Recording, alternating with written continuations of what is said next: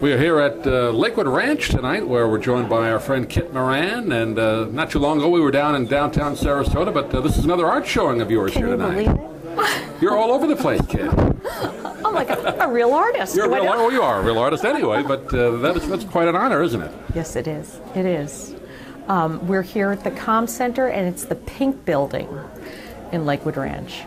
And we're here because our friend and artist, Pat Mumper, got us all together and did a visual, visions of 8 artists. I know I'll get this right. Pat will get it right for me.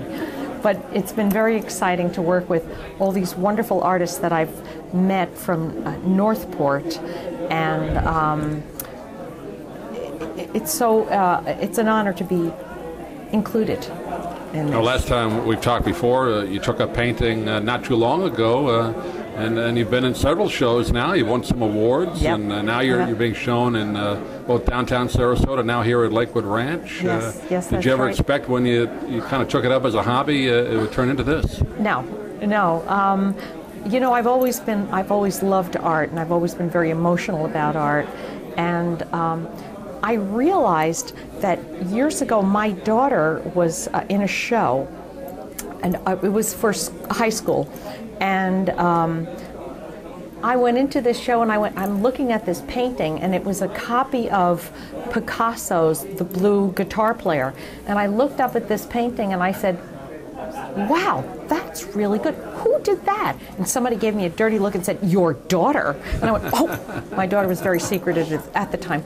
And I was like, wow, that's where I get it from.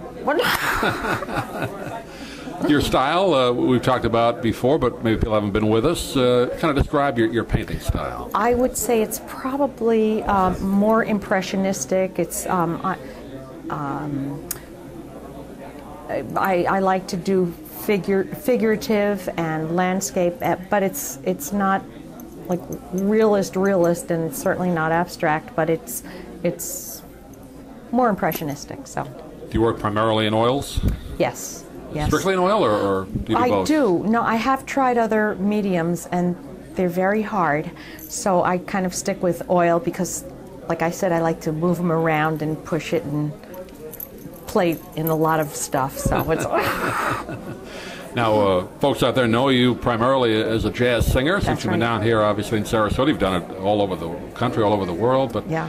Now more people are getting to know you as an artist as well. That's got to be gratifying, right? It really is. It really is. Can I push Chick Soup for a minute? Sure. I'll look at my necklace. My girlfriend gave it to me for my birthday, and Chick Soup is a musical that about 4 women who meet in a gynecologist office, and it's a wonderful show because it's really about how women can meet and connect and share in an hour and become best friends. And it's being produced in New Jersey, and it's also being produced in Martha's Vineyard in August. So I just had to say that because... And I know you're working on getting it down here in yes, Southwest Florida. We are. And you know I'm going to tell you, you're going to be the first one to know about that one. Very good. So, yeah. Well, that's another part of your palette, isn't it? Writing music. Oh, palette. I like that. You like Very that? good, It all Doug. fits together.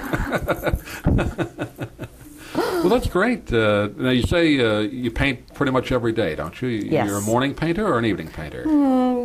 Well, it depends. It depends. If I play tennis, then I paint in the afternoon. So There's no one particular time then that No. you get up and do paint. I know some artists have a specific time they always do. paint. Yes, yeah. Some like get right up in the morning, bring their coffee. I usually do bring my coffee into the studio, but I don't necessarily just sit down and paint. I'll like sit down and critique and think I have to change that and go back and have breakfast. So How does being a singer help you with your painting? There's a lot of creativity, obviously, in music. Does that help you in your painting? I find there's a lot of similarity between painting and singing, the whole thing.